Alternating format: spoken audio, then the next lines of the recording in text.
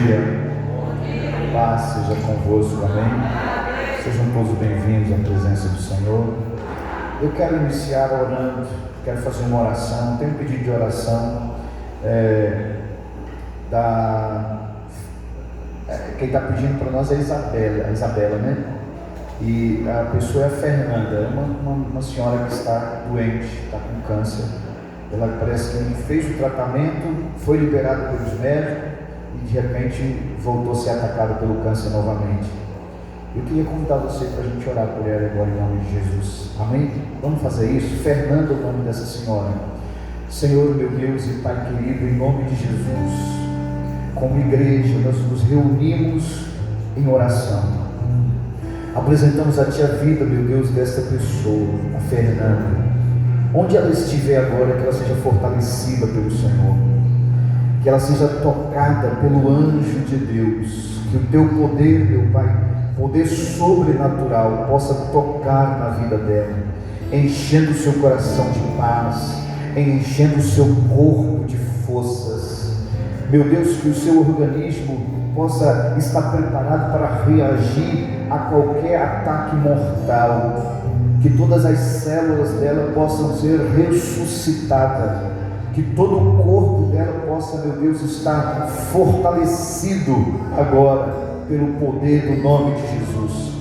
Restaura, meu Deus, a vida desta mulher, restaura, Senhor, a sua saúde, abençoa, meu Deus, a sua família, abençoa todos aqueles que estão sofrendo junto ao lado dela, que sejam também impactados pelo poder do Senhor, que a fé, meu Deus, possa contagiar estas pessoas de tal maneira que o seu nome seja glorificado em toda e qualquer situação, que a tua mão forte que está sustentando e que vai restaurar a vida da Fernanda, também esteja sustentando e restaurando a vida dos seus filhos, de todas as pessoas, amigos, próximos, todos os familiares, todos aqueles que estão junto com ela nesta luta, nesse desafio.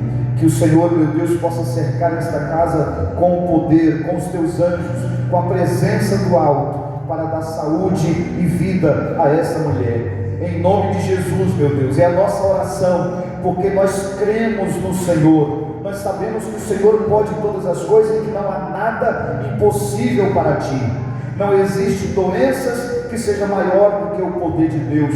Não tem câncer que possa resistir à ordem do Senhor. Se o Senhor determinar que ela vai viver, que ela será curada, assim será feito. Meu Deus, abençoa a fé de todas as pessoas que estão orando, buscando, lutando, que estão apresentando esta causa a Ti, para que esse testemunho possa tomar conta do coração de pessoas, da família, de amigos, de vizinhos, desta igreja, desta cidade, que o testemunho da Fernanda possa salvar vidas, impactar pessoas. Nós cremos assim, nós sabemos que o Senhor é fiel e é poderoso. Realiza, meu Deus, a Tua vontade na vida dela, em nome do Pai, do Filho e do Espírito Santo de Deus, amém. Digam graças a Deus, louvado seja o nome do Senhor Jesus. Nós estaremos orando por ela todos os dias, pedindo a Deus que possa abençoar a vida dela, e com certeza nós vamos ouvir testemunhos. Ela vai voltar, ela vai melhorar em nome de Jesus, amém? Graças a Deus, amém. A Isabela está aqui, olha ela aí, amém. Deus te abençoe, viu? A Isabela começou a fazer uma campanha aí nos grupos, todo o contato que ela tem, ela está mandando mensagem, a mensagem é assim curta, pedindo oração. Estamos juntos, viu? Confiar, em nome de Jesus. No final você fala com o pastor, fala comigo, que a gente tem aqueles negócios que eu falei, tá? Para você. Glória a Deus. Abra sua Bíblia, Juízes capítulo 6, irmãos.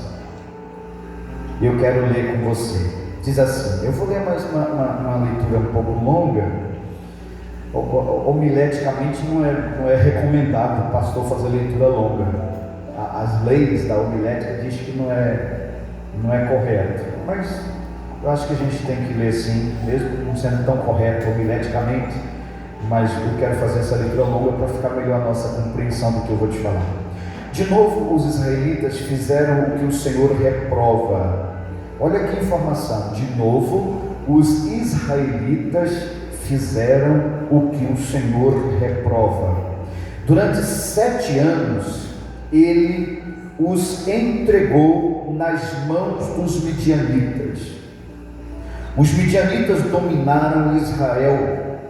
Por isso, os israelitas fizeram para si esconderijos nas montanhas, nas cavernas e nas fortalezas.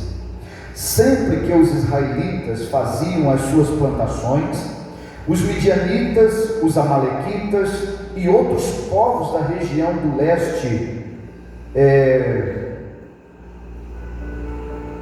deles as invadiam. Acampavam-se na terra e destruíam as plantações ao longo de todo o caminho, até Gaza, e não deixavam nada vivo em Israel, nem ovelhas, nem gado e nem jumentos. Eles subiam trazendo os seus animais e as suas tendas, e vinham como enxames de gafanhotos. Era impossível contar os homens e os seus camelos. Invadiam a terra para devastá-la. Por causa de Midian, Israel empobreceu tanto que os israelitas clamaram por socorro ao Senhor. Quando os israelitas clamaram ao Senhor por causa de Midian, ele lhes enviou um profeta que disse: assim diz o Senhor, o Deus de Israel: tirei vocês do Egito, da terra da escravidão, e eu os livrei do poder do Egito e das mãos de todos os seus opressores. Expulsei-os e dei a vocês a terra deles. E também disse a vocês: eu sou o Senhor, o seu Deus. Não adorem os deuses dos amorreus, em cuja terra vivem, mas vocês não me deram ouvidos. Então o anjo do Senhor veio e sentou-se sobre a grande árvore de Ofra, que pertencia ao abiezrita Joás. Gideão, filho de Joás, estava malhando o trigo no tanque de prensar uvas, para escondê-lo dos midianitas. Então o anjo do Senhor apareceu a Gideão e lhe disse: o Senhor está com você, poderoso guerreiro. Ah, Senhor, respondeu Gideão, se o Senhor está conosco, por que aconteceu tudo isso? Onde estão todas as maravilhas que os nossos pais contaram quando dizem: não foi o Senhor que nos tirou do Egito, mas agora o Senhor nos abandonou e nos entregou nas mãos de Midian. O Senhor se voltou para eles e disse: com a força que você tem, vá libertar Israel das mãos de Midian. Não sou eu quem o está enviando? Ah, Senhor, respondeu Gideão, como posso libertar Israel? O meu clã é o menos importante de Manassés, e eu sou o menor da minha família. Eu estarei com você, disse o Senhor, e você derrotará todos os midianitas como se fosse um só homem. E Gideão prosseguiu: se de fato eu posso contar com o teu favor, dá-me um sinal de que és tu que estás falando comigo. Peço-te, não vás embora até que eu volte e traga a minha oferta e coloque diante de ti. E o Senhor respondeu: esperarei até você voltar. Gideão foi então para casa, preparou um cabrito e com uma efa de farinha ele fez pães sem fermento, pôs a carne num cesto e o caldo numa panela, trouxe-os para fora e ofereceu-os a ele sob a grande árvore. E o anjo de Deus lhe disse: apanhe a carne e os pães sem fermento, ponha-os sobre esta rocha e derrame o caldo. Gideão assim o fez. Pode se assentar. Eu encerro aqui a leitura para que eu possa voltar para o início no nome de Jesus. Pode deixar sua Bíblia aberta, assim fica fácil para você acompanhar comigo. Eu tenho um tema para essa palavra de hoje. Coragem. Amém? Coragem. Esse é o tema. A gente não, conseguiu? Amém, então deixa aí, não mexe nele, não tira dele. Amém? Coragem. Diga comigo, coragem. Olha as informações aqui, como é que elas são. Primeiro, a palavra diz de novo, ou seja, algo que já havia acontecido antes, volta a acontecer. Amém? De novo, outra vez, voltou a acontecer. O que? Os israelitas fizeram o que o Senhor reprova. Gente, isso é muito ruim, não é? Essa informação é muito ruim, porque está dizendo que novamente o povo de Deus fez algo que entristeceu ao Senhor.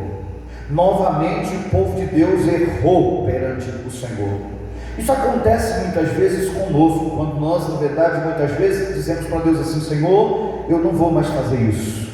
Senhor, eu não vou mais agir dessa forma. Senhor, eu não vou mais pegar esse atalho. Senhor, nunca mais eu quero cometer esse mesmo erro. E de repente, num piscar de olhos, lá está a gente fazendo a mesma coisa outra vez. Lá está a gente errando outra vez. Isso acontece ou não?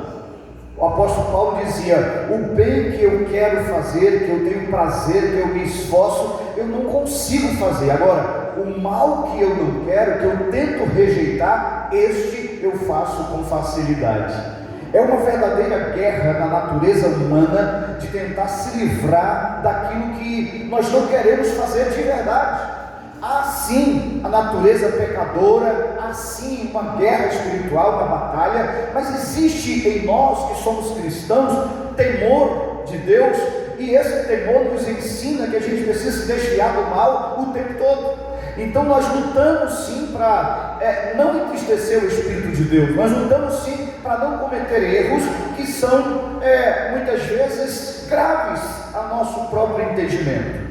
E eu sei que também é difícil, porque muitas vezes aquilo que nós colocamos como meta de não voltar a fazer novamente, a gente acaba fazendo, recorrendo ao mesmo erro. Por isso, essa palavra começa dessa forma: de novo, os israelitas fizeram o que o Senhor reprova. E aí ele diz assim: durante 7 anos o Senhor entregou-os nas mãos dos midianitas. Nós estamos falando de um tempo em que Israel não tinha rei. Ele era governado por juízes. Dentre os juízes está Jeú, Baraque, Jefté, Débora e Gideão. São juízes que governaram Israel durante muito tempo, porque eles não tinham um rei. Mas também durante esse tempo dos juízes, os juízes acabavam fazendo às vezes também de sacerdotes, porque também não tinha profetas. Os profetas vieram surgir, deixa eu ver, Ezequiel, Daniel, Joel, esses profetas vieram surgir cerca de 200 anos lá na frente. 200 anos após o término desse governo dos juízes em Israel, é que surgem os profetas, porquanto Deus falava através dos profetas. Mas agora Deus fala através dos juízes, Deus governa através dos juízes. O sacerdote é representado também pelo juiz que Deus colocou sobre o povo de Israel.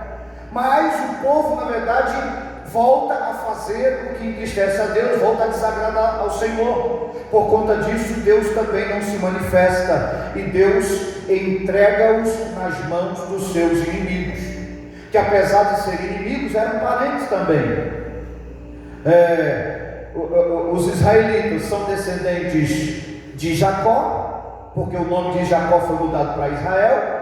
Portanto, todo israelita, não estou falando de israelense é quem nasce lá no estado de Israel, no país de Israel. Israelita é aquele que é descendente de Jacó, que Jacó é filho de Isaac e neto de quem?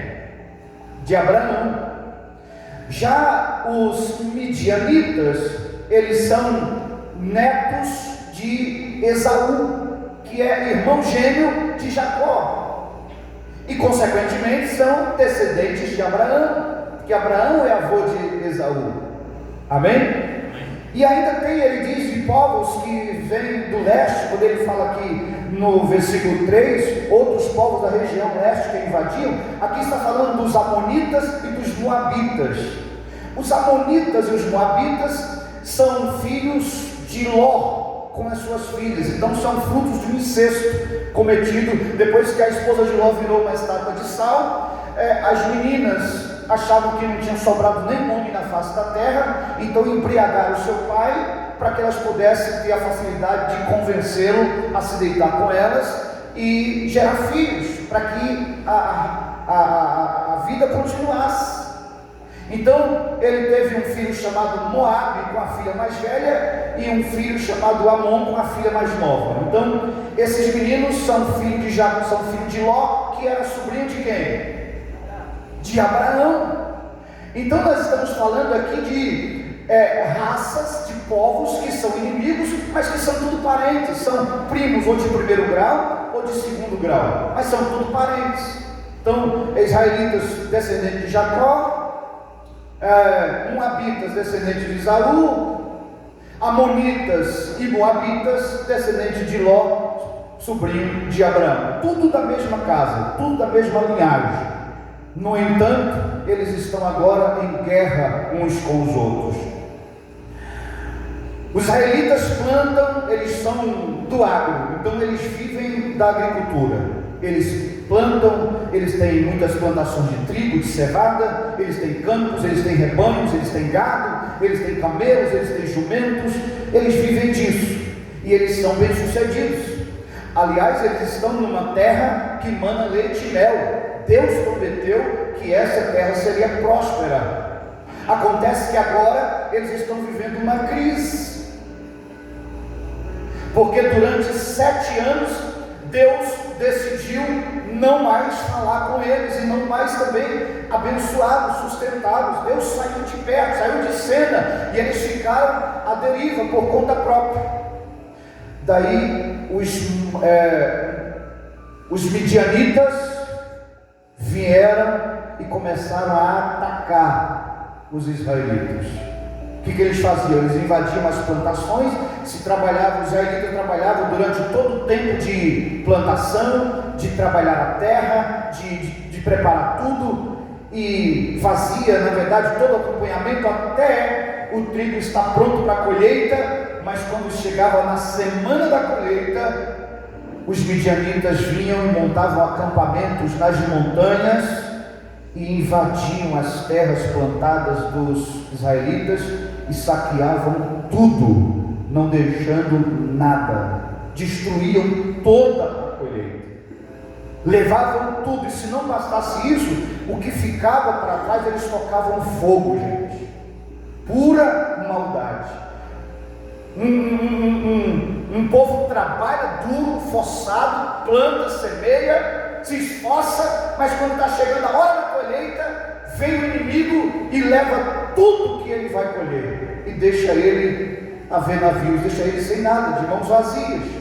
Ainda toca fogo no que sobra, toca fogo nos campos, leva os rebanhos de gados, de ovelhas, de jumentos, de camelo, destrói tudo. E eles ficam arrasados. 7 anos de crise, 7 anos de invasão, 7 anos de escassez, 7 anos de sofrimento. Isso faz com que os israelitas não aguentem mais e eles comecem a fugir, a se esconder. O texto diz que eles cavaram na rocha, eles cavaram buracos no chão, nas montanhas, e eles começaram a se esconder em cavernas e em fortalezas que eles criavam nas montanhas para poder estar protegido dos seus inimigos. Lá em Israel, ainda hoje, eles constroem o que eles chamam de bunkers. Eles constroem quartos de concreto, e na maioria das vezes é no subsolo, é no subterrâneo, para que possa ser resistente aos ataques de guerras, bombas, até bomba nuclear, qualquer tipo de bomba que for lançado. Os bunkers servem para proteger, para segurar. Isso, na verdade, eles já faziam nessa época, que eles cavavam na rocha, eles cavavam buracos, cavavam cavernas, para que eles pudessem se esconder. Ali era realmente os esconderijos. O versículo 2 diz: os midianitas dominaram Israel, por isso os israelitas fizeram para si esconderijos nas montanhas, como cavernas, como covas e fortalezas. Tudo isso eles faziam para tentar se proteger dos inimigos. Aí, passados 7 anos, o povo clamou ao Senhor, pois não aguentavam mais. Amém? Não aguentavam mais o sofrimento. Então eles, versículo 7 diz, eles clamaram ao Senhor por causa de Midian, e Deus lhes enviou um profeta. Mas eles não tinham profeta. Não tinha, até aqui não tinha, 7 anos sem profeta, 7 anos sem a proteção, 7 anos sem a bênção de Deus, 7 anos fugindo, 7 anos se escondendo, 7 anos nas cavernas. Aí Deus mandou um profeta. O anjo do Senhor, quando aparece para Gideão, diz o texto que ele está malhando o trigo no lagar. Ou talvez na sua versão, no tanque de prensar uvas. O tanque de prensar uvas era também um quadrado não muito grande, talvez uns 2 metros ou 3 metros de comprimento e largura, onde se colocava toda a colheita de uva ali dentro, e depois entravam os homens, as mulheres, para pisar a uva, para extrair o vinho, para extrair o suco. Esse lugar, ele era feito na rocha, ele era cavado na rocha, tinha uma pedra grande, cavava ela todinha, deveria demorar muito tempo para poder cavar essa rocha todinha, e ali eles faziam, com certeza, uma forma deles extrair o suco, depois de ser pisoteada todas as uvas ali dentro. No entanto, era um buraco. O lugar de malhar o trigo significa bater o trigo até separar ele da palha. Malhar o trigo se faz num outro lugar, num outro ambiente, não no buraco. Se faz no eirado, numa parte alta, onde o vento favorece. Você vai batendo os molhos de trigo e o vento vai separando a palha e o trigo vai ficando ali. É diferente o processo. Não se pisa o trigo, se bate. E aí, Gideão está fazendo o inverso. Ele pegou a uva e colocou ele pegou o trigo e colocou no tanque de prensar uva, e ali ele estava batendo. Aí o texto justifica, ele está fazendo isso, não é porque ele não saiba o processo, não é porque ele se enganou ou errou de lugar, não é porque ele disse, não, eu vou trabalhar aqui mesmo que é mais cômodo. Não é mais difícil o processo, não tem vento, é apertado, tudo é mais difícil, mas ele se sujeita ao mais difícil porque ele está com medo dos midianitas. O texto diz assim, que ele estava malhando o trigo no lagar para escondê-lo dos midianitas. Ele estava se escondendo, enquanto que os seus irmãos, seus conterrâneos estavam em buracos, nas cavernas, nas montanhas, nas covas escavadas para os seus esconderijos. Gideão está dentro do tanque de prensar uvas, malhando o trigo para escondê-lo dos midianitas, porque ele pensava, se eles virem, vão levar tudo e vão me deixar na mão outra vez. Essa tática lhe dava, com certeza, um pouco de segurança. Essa esperteza de malhar o trigo no lugar improvável dava uma certa proteção para ele. Eu vou te provar por quê. Porque enquanto ninguém sobrava nada, na casa de ninguém tinha farinha, na casa de Gideão tinha. Na casa de ninguém tinha trigo, na casa dele tinha. Porque quando o anjo fala com ele, ele diz assim, vai, espera que eu vou em casa e eu volto, vou preparar uma oferta. Ele chega em casa e fala para a esposa, olha, eu vou levar aqui essa farinha. Diz o texto aí que ele pegou uma efa de farinha. Uma efa de farinha, uma efa é uma medida, tá? Como o nosso quilo, grama, uma efa de farinha é 30 quilos de farinha. 30 quilos. Então, veja que ele está na verdade, malhando o trigo no local improvável, mas ele tem reserva. Está dando certo, sim ou não? Mesmo ele estando fazendo o contrário, errado, como ninguém faz, mesmo que ele estivesse na contramão, repito, não é por não saber como que faz, não é por estar enganado, não, ele está fazendo estrategicamente para escondê-lo, para não ser roubado. Então ele tem uma reserva. Quando o anjo chega, ele diz: não, eu tenho sim como te oferecer uma oferta, uma oblação, porque eu tenho reserva. Ele vai em casa, pega um cabrito, pega lá 30 quilos de farinha, e ele faz um sacrifício para o Senhor e oferece a Deus naquele lugar. Além de que ele tem reserva, ele é desprendido, ele é generoso. Amém? Porque ele podia pensar: ora, essa farinha que eu tenho aqui, eu tenho que guardar, porque eu não sei o que vai ser no ano que vem. Eu não sei como vai ser amanhã, então eu não vou abrir mão, eu vou separar, vou esconder, vou guardar. Mas não, como alguém que entende, como alguém que confia no seu Deus e que reconhece a presença sobrenatural do Senhor, ele decide fazer uma oferta de sacrifício, entregando inclusive 30 quilos de farinha em adoração, em oferta ao Senhor. Eu não quero entrar mais em detalhes na oferta, porque senão a gente gasta muito tempo. Eu sei que você entende como era feito. Assava-se o cabrito e colocava ali, tocava fogo, tudo misturado, para que a fumaça chegasse até o trono de Deus, como um cheiro, como um incenso. Era esse o verdadeiro sacrifício para o Senhor.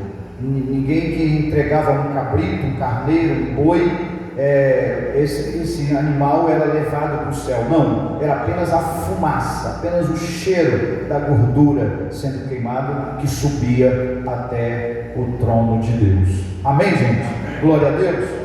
Então, aí o anjo do Senhor aparece a Gideão e o encoraja, dizendo: guerreiro, homem valente, poderoso do Senhor. Quando Gideão escuta isso, ele toma um susto, porque tem alguém fazendo declarações que há muito tempo ele não ouve.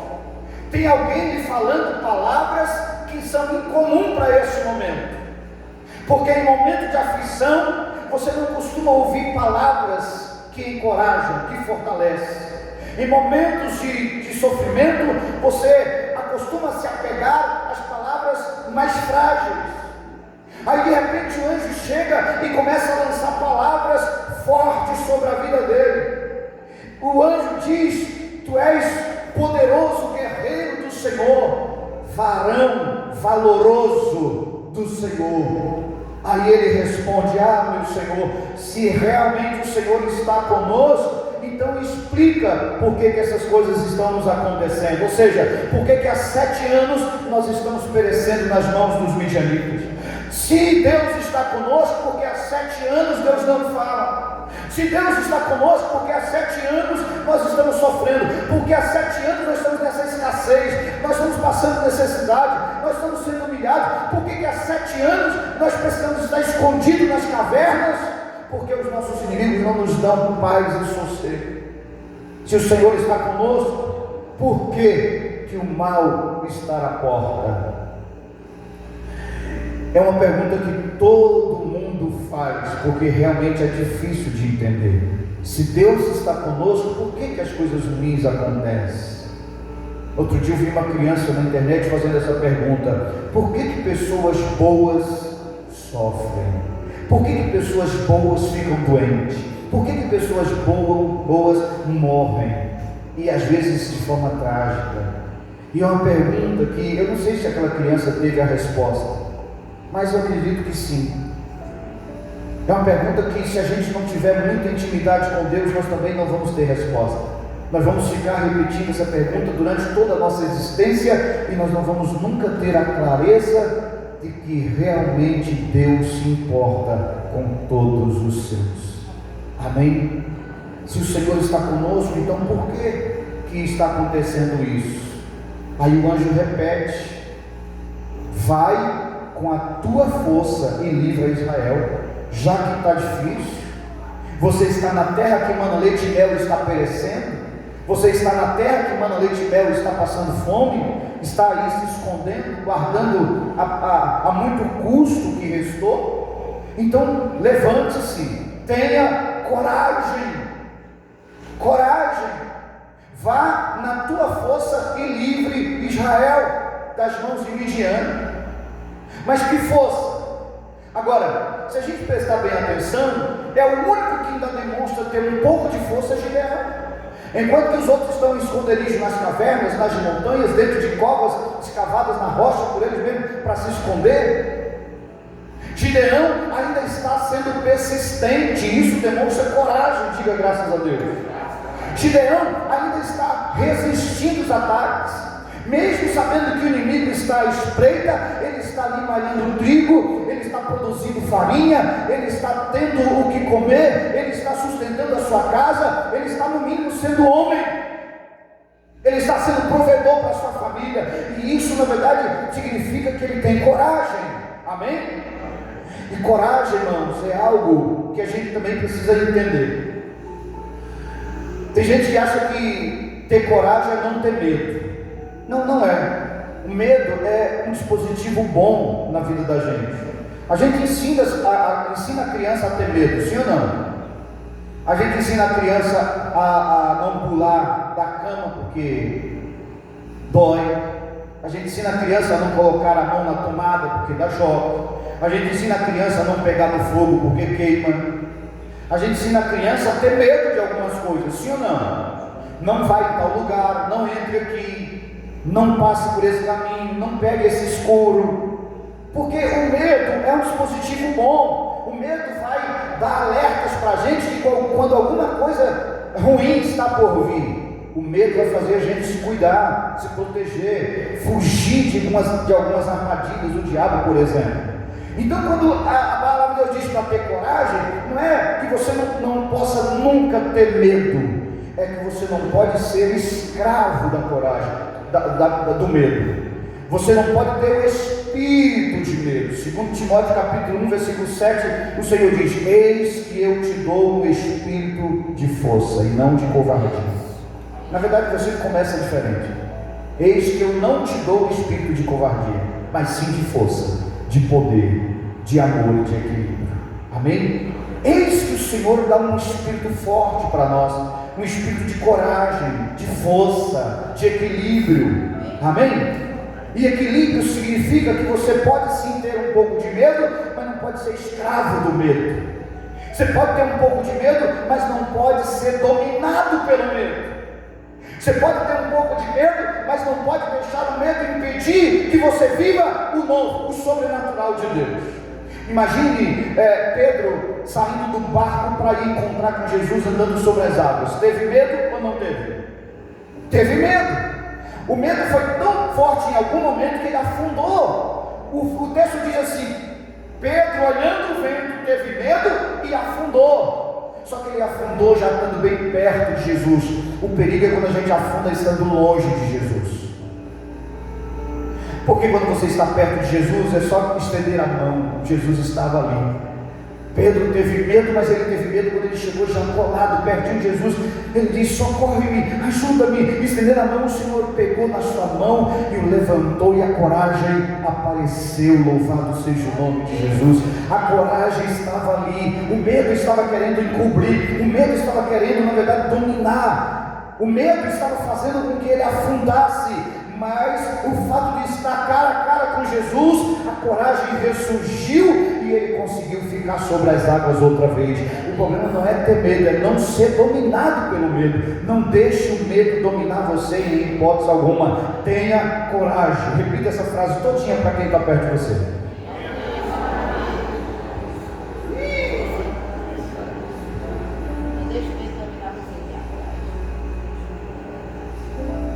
Quem conseguiu? Quem não conseguiu? Ninguém fala, mas eu sei que você não conseguiu, só que tem vergonha de falar. Tem medo. Vou falar não, sei lá o que o pastor vai falar. Está com medo. É uma defesa, sim ou não? É uma defesa. Não deixe o medo dominar você. Tenha coragem. Amém? Vai na tua força. Deus não está dizendo assim: Gideão, vai lá com o teu exército, vai lá com a força que eu te dou. Não, Deus disse: vai na tua força e livra Israel. Ele deve ter pensado: cadê a força? mas Deus está olhando para ele e está vendo força. Deus olha para mim e para você, e ainda que a gente se ache fraco, Deus vê força em nós.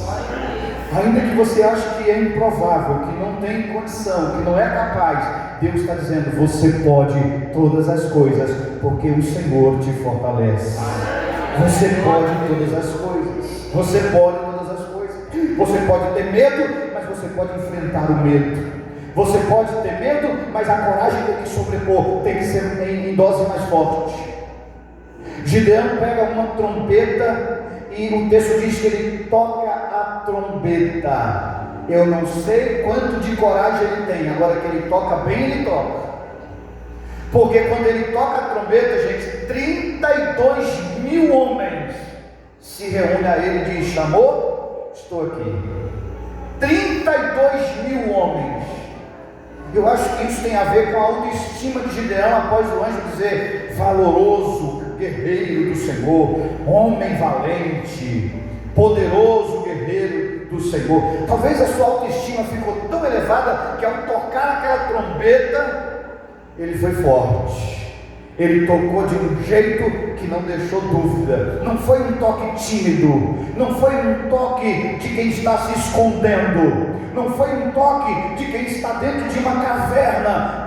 Peraí, fala baixo, não deixa ninguém me ver aqui. Não, quem toca a trombeta está querendo ser notado, está querendo ser ouvido. Gideão toca a trombeta tão forte que 32.000 homens de vários povos, das tribos de Jacó, das 12 tribos, vários dos povos que estavam por perto, se uniram a ele. 32.000 homens se levantaram e disseram: conta conosco, estamos prontos para ir à guerra com você e defender Israel. Louvado seja o nome de Jesus. Eles vieram tão eufóricos, eles vieram tão orgulhosos, eles vieram tão capazes, que Deus ficou preocupado.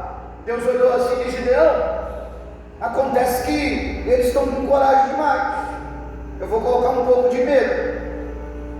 Eles vieram com tanta força aí que, se eu der para vocês os midianitas nas vossas mãos, eles vão achar que foi eles que ganharam a luta. Eles vão achar que foi a força deles que os livrou, foi eles que conseguiram vencer. Se eu os entregar os midianitas nas suas mãos, esses homens vão achar que foi eles que ganharam a guerra.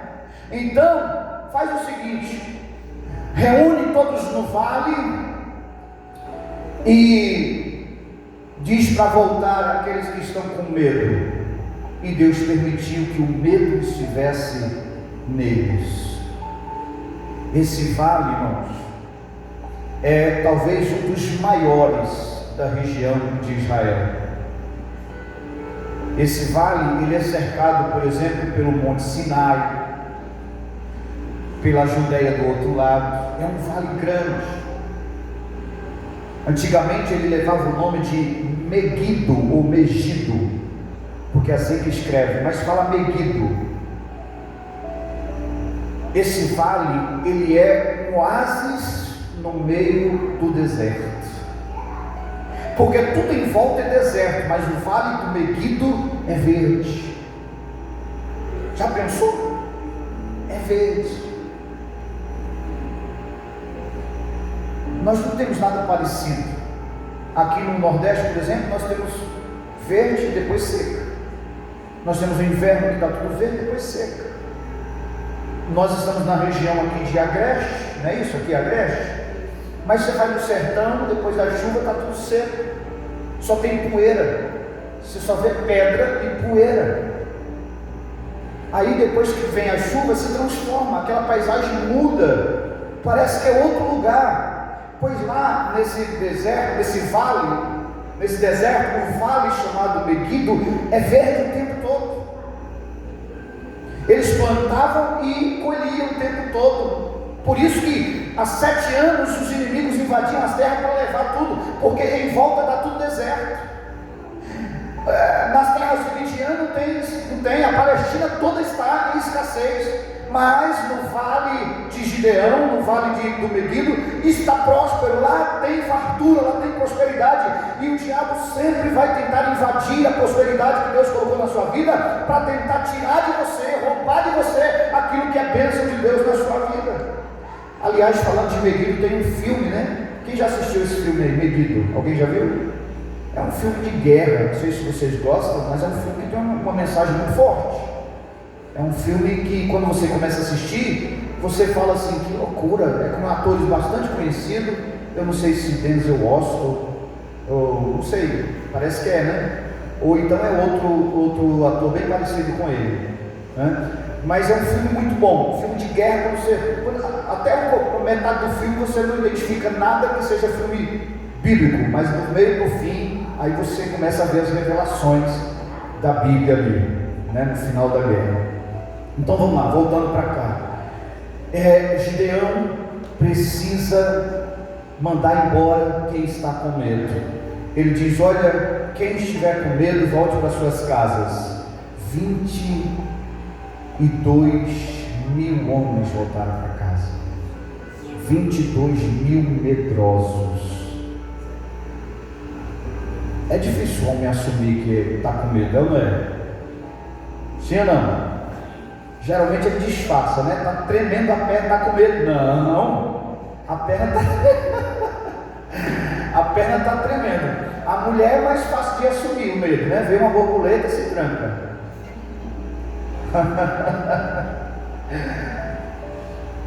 Vê uma barata, grita. Se for um rato, então foge para a casa da vizinha. Só volta à noite quando o marido chegar. Mas o homem não, o homem mesmo com medo, ele disfarça. Ele não quer dizer na frente de todo mundo assim, tem 32.000 homens ali no vale. Aí diz, ó, só o que está com medo aí, os medrosos, pode voltar. 22.000 homens dão as costas e vão embora. Deixam apenas os seus suprimentos e as suas armas. Isso é importante. Eles voltam para casa, mas eles deixam os suprimentos e as armas. Sobram 10.000. Gideão fica preocupado: Senhor, só ficaram 10.000, eu vou tocar a trombeta de novo. Não, você vai despertar os medrosos outra vez. Ainda tem muita gente. Ele diz: não pode ser, o senhor não está contando direito, só tem 10.000. Pois é, tem muita gente. Faz o seguinte, convida esse povo para ir tomar água ali no rio. Eles desceram ao rio para tomar água, e aí Deus diz assim: aqueles que eu separar, irá com você. E eu disser que para ir com você, ele irá. Aquele que eu colocar de lado, eu disser que não vai com você, este não irá. E aí Deus disse assim: observe eles lá. E aí eles foram para o rio beber água. Quando os homens viram o rio, jogaram a capa, jogaram a espada, jogaram tudo e meteram a boca na água, se ajoelharam dentro da água, porque para beber água no rio, colocando a boca direto na água, você vai ter que ajoelhar, colocar as mãos e mergulhar a cara. Mas teve um grupo dos homens que, ao invés de fazer tudo isso, ele com uma mão segurava a lança e com a outra ele pegava a água e levava para a boca. Quando ele faz isso, ele está mantendo firme ali o seu instrumento de defesa, e o seu olhar está nas montanhas para ver se não tem uma armadilha, uma emboscada, se o inimigo não chegou primeiro, se não tem ali uma arapuca armada. Ele fica olhando. Então ele pega a água, ele vai olhando, segurando com uma mão a espada e com a outra ele está levando a água na boca. Ele está atento, ele não saiu da sua posição de guerra, ele não saiu do campo de batalha. Ele está atento ao que está acontecendo. Os demais jogam o joelho no chão, jogam as duas mãos, mete a cara na água. Deus disse: olha, esses que botaram a boca direto na água, desse lado. Os que levaram a água com a mão até a boca, desse outro lado. 9.700 foram para esse lado e apenas 300 homens foram para esse lado. Gideão deve ter pensado assim: vocês erraram, era para beber água com a boca. Deus falou: é o contrário, Gideão. É o contrário. Esses são os que irão com você para guerrear a favor de Israel. Louvado seja o nome de Jesus. Só 300. Amém? Mas são 300 que fizeram tanto estrago, tanto barulho. Nós fizemos uma viagem daqui até Fortaleza ouvindo. Não foi, Ismael? Nós fizemos uma viagem daqui até Fortaleza ouvindo uma única música que falava desses 300. Nós estávamos com o Eric, e o Eric colocou lá esse CD, eu não sei o que era na época, pendrive, mas repetia a música. A gente foi daqui até Fortaleza, quase 20 horas. A gente não queria mais ouvir falar de 300, de número nenhum, quando a gente chegou em Fortaleza. Todo mundo estava cheio de 300. Até hoje eles brincam com o Eric por causa da música. Os 300, como é que é a música, você lembra? Os 300 valentes de Gideon, os 300 guerreiros do Senhor. 300 verdadeiros, 300 valorosos, 300 com cântaros, 300. Ai, Jesus. Mas é isso mesmo, os 300 eram guerreiros do Senhor, eram valentes, eram valorosos, vitoriosos. Louvado seja o nome de Jesus. Deus disse a esses que irão contigo, e Gideão embarcou nesta. Com os 300 ele foi à guerra, à batalha. Eu vou pular, vou dar um salto aqui na história, porque o relógio já me avisou ali que eu estou na hora. Capítulo 7, por favor, Luiz, versículo 13. Gideão chegou bem no momento em que um homem estava contando o seu sonho a um amigo. Tive um sonho, dizia ele, um pão de cevada vinha rolando dentro do acampamento midianita e atingiu a tenda com tanta força que ele tombou e se desmontou. O seu amigo então respondeu: não pode ser outra coisa senão a espada de Gideão, filho de Joás, o israelita. Deus entregou os midianitas e todo o acampamento nas mãos dele. Olha a resposta do Senhor. Eu dei um salto aqui na história. Passado um tempo, Gideão só tem 300, mas o exército lá tem 135 mil soldados que vêm contra ele. O que é 300, gente, para se defender ou para lutar com 135 mil? Deus disse: Gideão, você vai com os 300. Gideão disse: Senhor, eu estou com medo. Deus disse: tenha coragem, porque eu te entregarei nas mãos dos teus inimigos. Você precisa ter coragem, porque você é de Deus, você confia em Deus. Você precisa ter coragem, repito, não é não ter medo, mas é ter coragem, acreditar no poder que Deus está colocando na sua vida, nas suas mãos. Isso é a verdadeira coragem, amém? É essa coragem que nós precisamos ter, não é aquela coragem burra de querer passar por cima das coisas, não. A coragem é você confiar num Deus que é soberano, que é poderoso. Gideão disse: Senhor, me dá de novo um sinal aí, porque eu não estou com tanta coragem assim. Ele disse: tá bom, faz o seguinte, vai lá no acampamento deles, vai lá ouvir o que eles estão conversando, vai lá, faz uma vistoria no acampamento deles. De madrugada ele chama o seu escudeiro e ele sai do acampamento dos israelitas e vai até o acampamento dos midianitas. Gente, isso aí já é um exemplo de coragem, sim ou não? Como é que você sai sozinho de madrugada, sem um exército por trás, e você vai na casa do inimigo?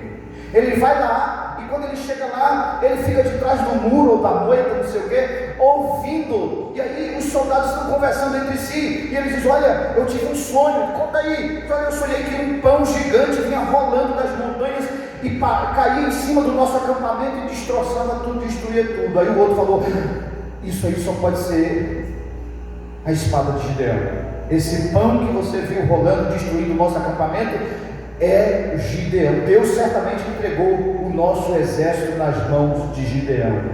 Quando Gideão ouviu isso, quando Gideão ouviu o que o inimigo estava falando a seu respeito, é bom demais quando você ouve o inimigo dando testemunho da força que está com você, sim ou não?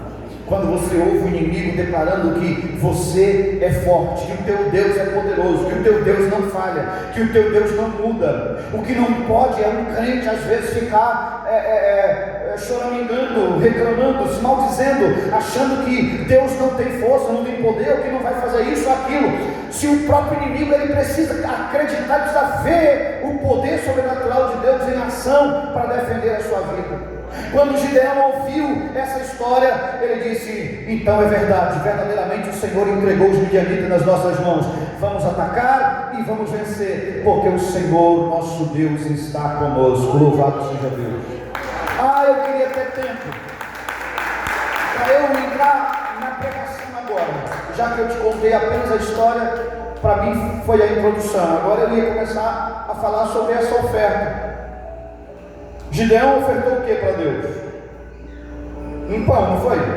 Ele pegou a farinha e fez um pão e ofereceu ao Senhor. Olha como Deus responde: o pão que subiu, agora é o pão que desceu. Amém? Isso aqui é outra pregação,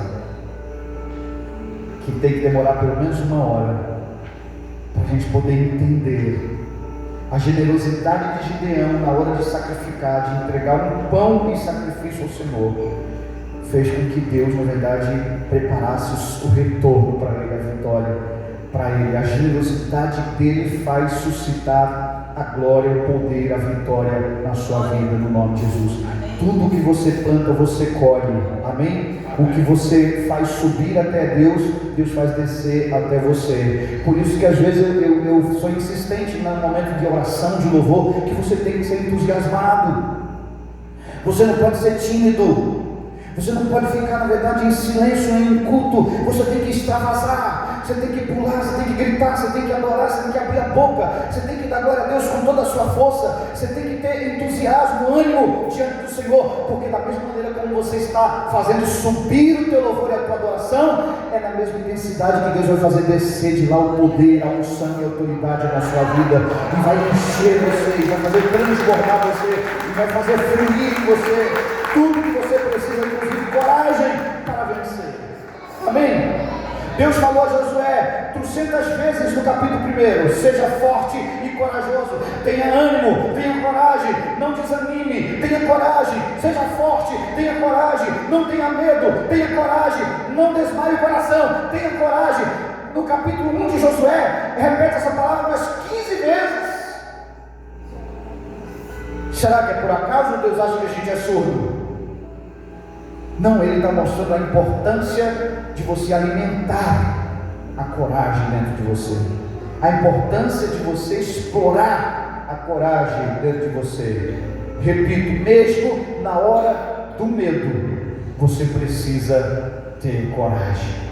Amém?